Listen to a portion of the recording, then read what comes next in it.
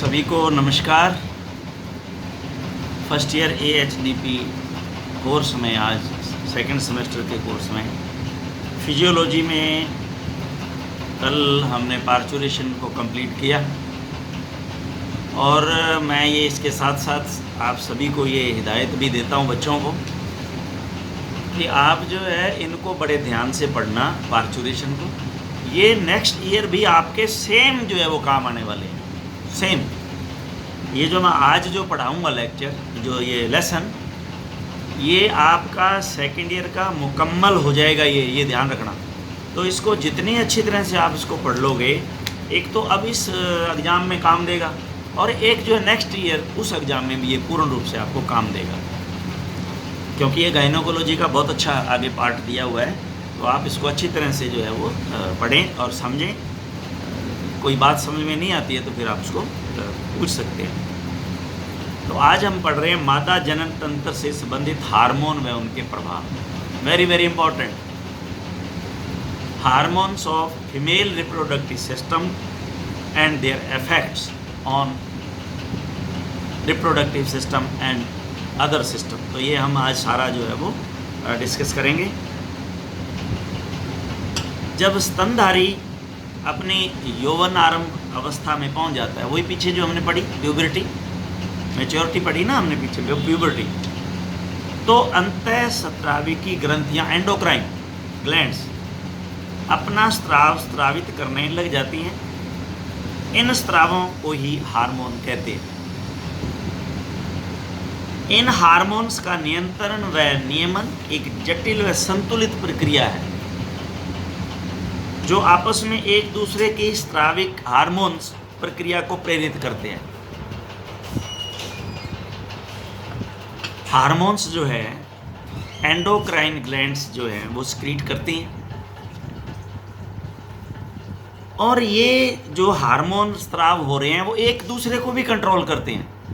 जैसे मान लो अगर प्रोजेस्ट्रॉन का स्क्रीशन ज़्यादा हो रहा है तो एस्ट्रोजन कम हो जाएगा, और दूध देने वाले में ये प्रोजेस्ट्रॉन रहता है। आपको पता है प्रेग्नेंट हो जाती है, जो प्रोजेस्ट्रॉन बढ़ता है उसका जो है वो स्तर रखता है, और जैसे ही प्रोजेस्ट्रॉन लेवल कम होता है एस्ट्रोजन हार्मोन जो है बढ़ता है, तो हीट में आता है जानवर।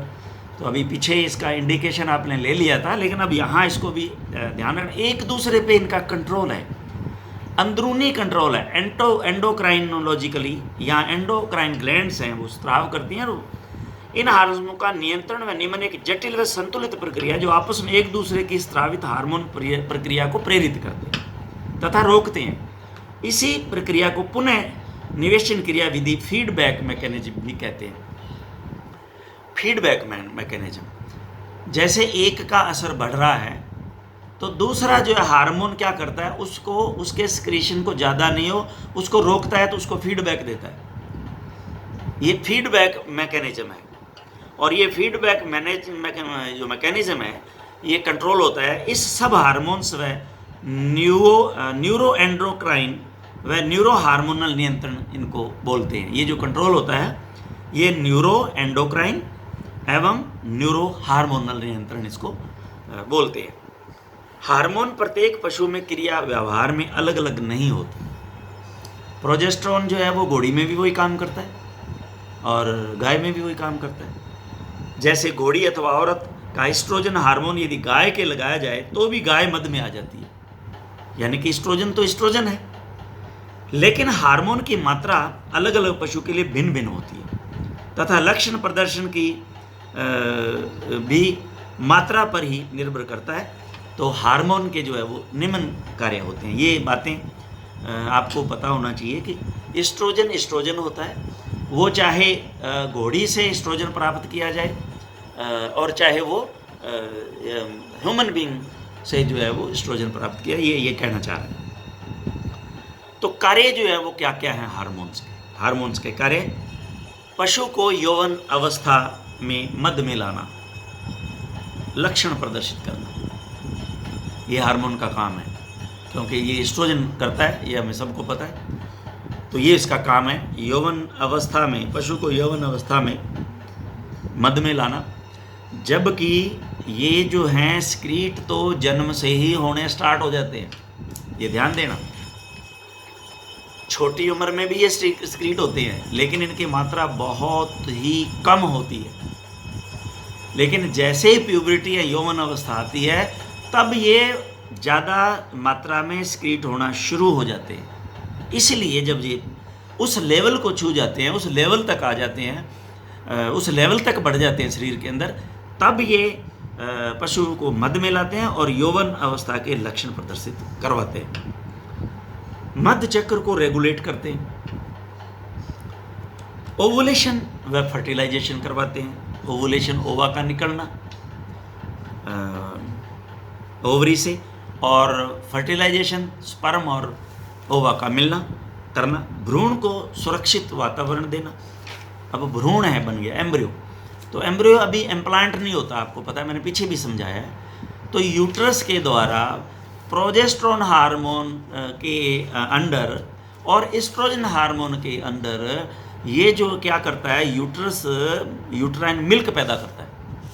यूट्रस में यूट्राइन मिल्क मिलता है उसको, एम्ब्रियो को 7-8 दिन बाद में इम्प्लांट होता है। मतलब यूँ समझ लो, बच्चा जो है गर्भ के साथ या बच्चेदानी के साथ 7-8 दिन बाद जुड़ता है। फर्टिलाइजेशन हो जाने के बाद वो फर्टिलाइज्ड जो एग है उसको ही तो एम्ब्रियो कहते हैं। अब ये किसके अंडर होता है? जो मिल्क जो स्क्रीट होता है यूट्रस के अंदर, वो प्रोजेस्टेरोन हार्मोन और एस्ट्रोजन के हार्मोन से मिलने से ही तो वो स्क्रीट होता है। इसी पर तो ये थ्योरी बाहर लागू कर ली इन्होंने। आज साइंटिस्टों ने क्या किया कि अगर ये अंदर मिल्क दे सकता है तो बाहर क्यों नहीं दे सकता? तो ये बैलेंस क्वांटिटी के अंदर प्रोजेस्टेरोन और एस्ट्रोजन हार्मोन जो है बकरे के भी लगाए गए, तो बकरे ने दूध दे दिया। तो ये यहीं से थ्योरी जो है वो पता चली। तो ये इसके अंडर जो है, इनके इन्फ्लुएंस में यूट्रस जो है वो यूट्राइन मिल्क देता है, जिसके अंदर एम्ब्रियो 7-8 दिन सुरक्षित रहता है। भ्रूण का प्रसव काल तक विकास करना व सुरक्षा प्रदान करना। तो सुरक्षा तो है ही है। अब सुरक्षा कैसे है? अब देखिए, अगर ये सारा का सारा एक्शन जो हार्मोनल है, अगर ये हार्मोन नहीं है तो ये जो उसका आवरण बन रहा है, थैला जो बना है, मेंटेन जो कर रहा है, वो जो है ये हार्मोन की वजह से भी जो मेंटेन हो रहा है प्रसव काल तक। यानी कि भ्रूण का प्रसव काल, प्रसव कहते हैं ब्याणे को, तो ब्याणे तक। अब वो ब्याणे की प्रक्रिया हमने पीछे से देख ली, किस तरह से ऑक्सीटोसिन जो है वो रिलीज होता है PGF2 अल्फा यूट्रस से, और फिर ये दोनों मिलकर के ऑक्सीटोसिन और ये जो है बच्चे को धकेलते हैं विजाइना के अंदर, सर्विक्स के अंदर जो है वो डायलेशन होता है, उसके अंदर कंट्रैक्शन होता है यूट्रस में। तो ये किसके अंडर होता है? ये हार्मोनल के कारण ही तो सारी की सारी बातें हार्मोन से ही रिलेटेड है। गर्भकाल को बनाए रखता है। अब वो प्रोजेस्टेरोन रिलीज होता है, सीएल बनती है ओवरी पे, कार्पस ल्यूटियम, तो वो जो मेंटेन रहती है उससे प्रोजेस्टेरोन स्रावित होता रहता है। और जब प्रोजेस्टेरोन बनता रहता है, एस्ट्रोजन लेवल नीचे रहता है, तो नीचे रहता है तो ये इसकी गर्भकाल जो है इसका बना रहता है। और जैसे ही प्रोजेस्टेरोन लेवल कम होता है तो कहते हैं ना कि बच्चा जो है वो नीचे आ गया, नीचे रहने लग गया प्रेगनेंसी टाइम में, तो क्या करते हैं डॉक्टर्स लोग? उसको प्रोजेस्टेरोन देते हैं कि अभी हर महीने इसके प्रोजेस्टेरोन का 1 टीका इसका लगा दिया करो, और ये 9वें महीने में आप इसको 1 महीना पहले छोड़ देना। तो वो जो क्या होता है, ये जो सारी क्रिया है वो प्रोजेस्टेरोन के कम है, क्योंकि एस्ट्रोजन लेवल बढ़ गया। और जैसे एस्ट्रोजन लेवल बढ़ेगा तो ये सारे जितने भी लिगामेंट्स हैं वो ढीले हो जाते हैं, मसल्स लूज हो जाते हैं, तो बच्चा जो नीचे रहने लग जाता है। तो ये एस्ट्रोजन के कारण होता है, बढ़ने के कारण। तो प्रोजेस्टेरोन देने से एस्ट्रोजन कम जो हो जाता है और ये टाइट हो जाते हैं मसल्स और लिगामेंट्स, और वो बच्चा ऊपर रहने लग जाता है। तो ये क्रियाएं हैं जो आप ये तो इसने तो लिख दिया, लेकिन ये पूरी तरह से समझने वाली हैं, पूरी की पूरी। प्रसव क्रिया का प्रारंभ, इनिशिएशन भी यही करता है, हार्मोन ही करते हैं। और अडर, दूध के लिए विकास, अडर का जो अडर अयन विकास, दूध उत्पादन, उसके बाद है मध्य चक्र को पुनः स्थापित करना, हीट साइकिल दोबारा जो है वो स्थापित होना, दोबारा जो है एस्ट्रोजन का बढ़ना। प्रजनन क्रिया से संबंधित हार्मोन से नियंत्रण मादा व नर में अलग अलग जगह से होता है। तो ये जो हम अब पढ़ने जा रहे हैं ये हैं प्रजनन संबंधी हार्मोन। नियंत्रण मादा व नर में अलग अलग जगह से होता है। तो पहला हम पढ़ लेते हैं। आप लोगों ने ये तो पढ़ा होगा कि सेंट्रल नर्वस सिस्टम, एक तो सेंट्रल नर्वस सिस्टम होता है, फिर ऑटोनॉमस नर्वस सिस्टम होता है जिसके अंदर ऑटोनॉमस में सिंपैथेटिक और पैरासिम्पैथेटिक नर्वस सिस्टम होते हैं। तो ये तो लंबा हो जाएगा, चैप्टर तो बहुत लंबा है ये। अगर सेंट्रल नर्वस सिस्टम को या सिंपैथेटिक को पढ़ने लग गए तो ये तो बहुत बड़ा हो जाएगा। लेकिन सेंट्रल नर्वस सिस्टम आपको ये पता है कि ये ब्रेन से रिलेटेड है और ब्रेन के भी हाइपोथैलेमस से रिलेटेड है। और हाइपोथैलेमस कोई पार्ट नहीं होता, थैलेमस होता है पार्ट तो ब्रेन का, मैंने पीछे भी आपको बताया था। हाइपो का तो ये मतलब होता है थैलेमस के नीचे का भाग, हाइपोथैलेमस होता थैलेमस है ये। तो उसके अंदर ये पिट्यूटरी ग्लैंड जो है वो रहती है। ये मैंने पीछे भी आपको जो पढ़ाया था। तो ये यहाँ इसीलिए इसने हाइपोथैलेमस जो है वो लिखा है। तो कहते हैं कि ये पिट्यूटरी ग्लैंड जो है इसके भी मैंने आपको बताए। पिट्यूटरी ग्लैंड के भी दो भाग हैं, एक तो अगर पिट्यूटरी ग्लैंड का भाग है और एक जो है वो पश्चय है, पीछे जो भाग है, पोस्टीरियर और एंटीरियर दो हैं। तो इसके भी दो भाग हैं, तो ये हम आगे डिस्कस करेंगे। तो इसमें ये बता रहे हैं कि पिट्यूटरी ग्लैंड मादा के अंदर क्या होता है। मादा के अंदर अंडाशय, डिम्ब ग्रंथि, ओवरी, प्लेसेंटा और गर्भाशय की अंत गर्भकला, एंडोमेट्रियम ऑफ यूट्रस। ये जो है अब ये जो नियंत्रण है वो इसका नियंत्रण पिट्यूटरी ग्लैंड। तो अभी नर में टेस्टिस, प्रौढ़ता के साथ ही यौवनावस्था आती है। तो जब पशु वातावरण से प्राप्त होने वाली निम्न सूचनाओं को सेंट्रल नर्वस सिस्टम द्वारा ग्रहण करता है तो उसमें ये जो है टेस्टोस्टेरोन हार्मोन जो है स्क्रीट होता है, किससे? टेस्टिस से। तो अभी आप देखिए टेस्टिस क्या है इसमें। तो अब देखिए पहला ये बताता है सेंट्रल नर्वस सिस्टम से। पहला है ऑल्फैक्टरी लोब। ऑल्फैक्टरी लोब आपने पढ़ा, सूंघना। ये सूंघने का हमें सेंसेशन कहाँ से जाती है? ऑल्फैक्टरी नर्व से। एनाटॉमी में पढ़ लिया आपने। ऑल्फैक्टरी नर्व जो है ना, उससे ये सूंघने वाली हमें जो है ओल्फैक्टरी लोब को जाती है। ओल्फैक्टरी लोब, वहाँ से सेंसेशन का पता लगता है कि कैसी सुगंध है। तो ये जो ओल्फैक्टरी लोब है, इसमें जब बुल के पास से गाय गुजरती है या बुल से दूर होती है गाय, तो गाय से और बुल से फिरोमोन्स निकलते हैं। ध्यान रखना, वो फिरोमोन्स की सुगंध जब वो हीट में होती है ना, गाय या बुल, तो आपको पता है, देखा होगा आपने कई घरों के अंदर, अगर गाय जो है घर में खड़ी है, वो तो घर में है, लेकिन बुल को बाहर पता चल जाता है कि इस घर वाली गाय हीट में है, तो वो उस घर के बार बार चक्कर लगाता है। और जबकि वो गेट पे आ जाता है और गेट तक तोड़ने को जाता है। देखा होगा, गाय तो अंदर खड़ी है। ये क्या हुआ? ये जो इससे हीट से कारण फिरोमोन्स निकले बॉडी से, वो फिरोमोन्स उसको टकरा रहे हैं। वो जो फिरोमोन्स वो सूंघ रहा है। आपने देखा होगा गांव के अंदर जो है गोदा सूंघता हुआ घूम रहा होता है उस समय, और उसको पता चल जाता है इस गाय। तो ये है फिरोमोन्स को सूंघने से। अब इससे सूंघने से क्या होगा?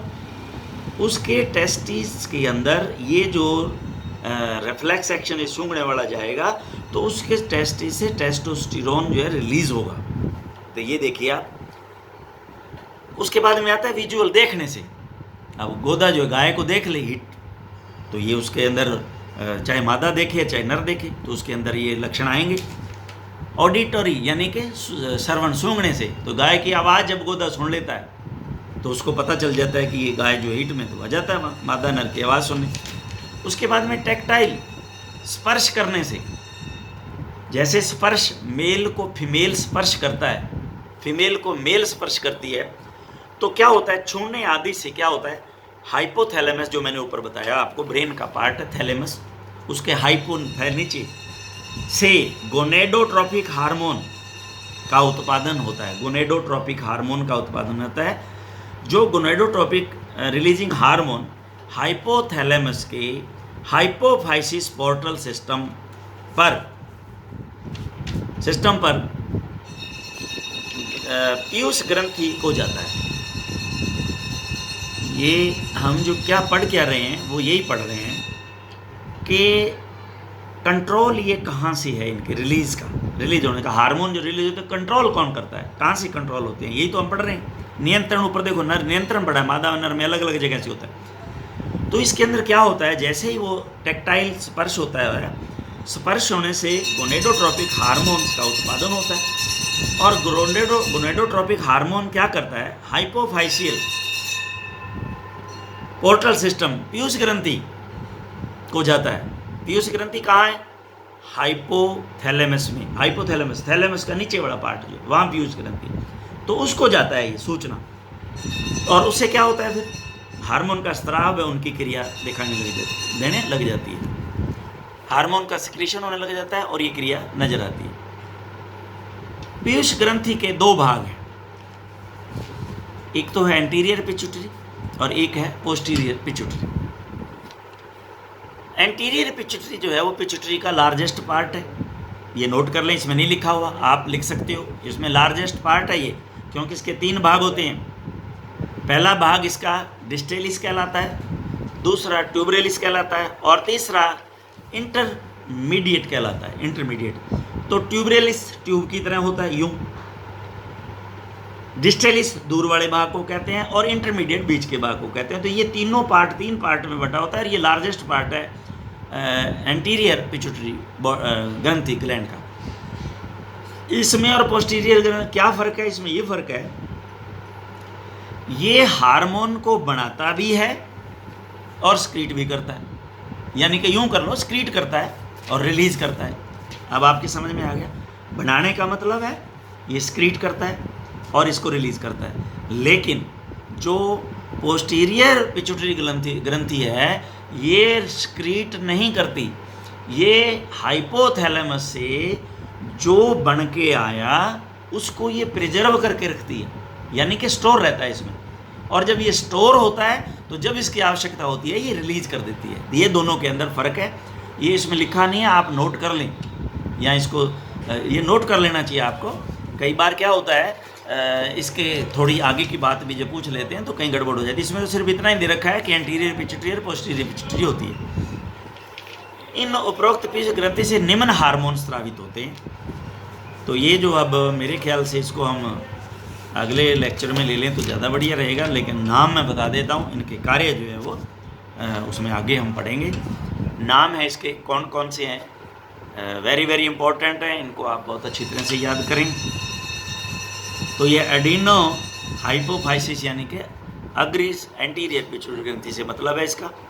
इससे ACTH hormone, adeno corticotropical hormone, TSH या TTH थायराइड स्टिमुलेटिंग हार्मोन जो थायराइड को स्टिमुलेट करता है, ये और thyroid tropic hormones, STH somatotropic या GH growth hormone, FSH follicular stimulating hormone.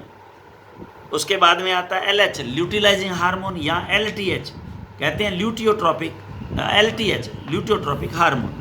और इसके बाद है प्रोलैक्टिन, ये केवल भेड़ व चूहों में प्रोलैक्टिन ये होता है। तो इनकी जो है प्रक्रियाएं, जो क्रियाएं हैं, ये हम बाद में जो है वो नेक्स्ट चैप्टर में, नेक्स्ट लेसन में ले लेंगे। आज के लिए इतना ही काफ़ी है। Thank you.